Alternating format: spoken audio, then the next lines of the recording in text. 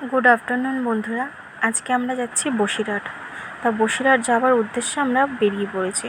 এই ট্রেনটাতে প্রচুর ভিড় ছিল, যাই হোক অবশেষে একটা সিট পেলাম। তারপর আমরা বসিরহাট স্টেশন থেকে নেমে আমরা টোটো ধরে সেখানে চলে যাচ্ছি।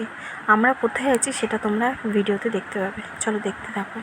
এই যে টোটো থেকে নেমে ফাইনালি আমরা চলে এসেছি। রাস্তাটা কত সরু দেখো, এইটা অনেকটা ভেতরে, বসিরহাট থেকে অনেকটাই ভেতরে।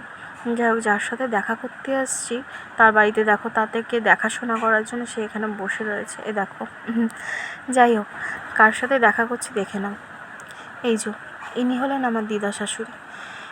এই বাড়িতে আমি এসেছিলাম 7 বছর আগে। তা এখন 7 বছর পর আমি যখন এসেছিলাম তখন আমি একা এসেছিলাম, বাট এতগুলো বছর পর আমরা দুজনে একসাথে এসেছি। এই দেখো আমার দিদার ঠাকুর ঘর। এখানে কি ঠাকুর নেই, 36 কোটি দেবতা যদি হয়ে থাকে তা ওনার বাড়িতে সব আছে। কত শান্তি লাগছে এখানে এসে। যাই হোক, দিদার সাথে কিছুক্ষণ গল্প করে আমরা বেরিয়ে পড়েছি বাড়ি যাওয়ার উদ্দেশ্যে, কারণ কি 4:30 পর এখানে আর বাস চলে না, তো আমি ট্রেনে করেই বাড়ি চলে এসেছি।